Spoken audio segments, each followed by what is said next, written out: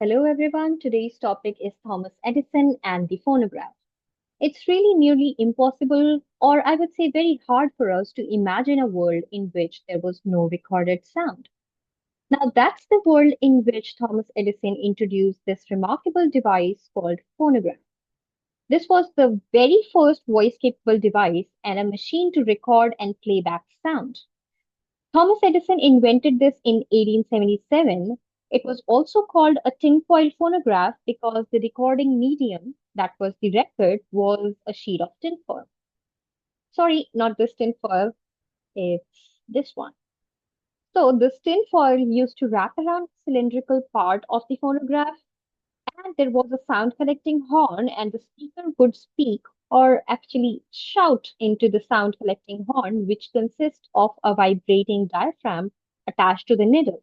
And the sound waves from the shouting would make indentations into the tin foil. And as the speaker rotates the wheel, the sound is recorded. Now, rotating back the wheel back to its starting position allowed the listener to hear the sound. It was not that good in a quality or it was not that high fidelity, but imagine back in 1870s when people never heard recorded sounds. This was the first time they came across something like this. So this was a big deal at that time, and this is the basis of our entire sound industry today. So this is where our sound recording, our voice industry was evolved from. So how the phonograph works is it used to record, playback, and amplify the sound. The early uses and applications were business applications, entertainment, educational, and scientific research purpose. So while the evolution of phonograph technology itself, it was evolved from having wax cylinders to flat discs to vinyl records and digital formats.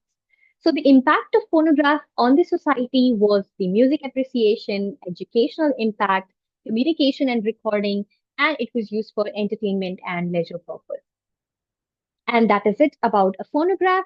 So I hope this was useful and you got to know about the history of the voice technology and from where the idea of voice recording and using the voice over IP technology today.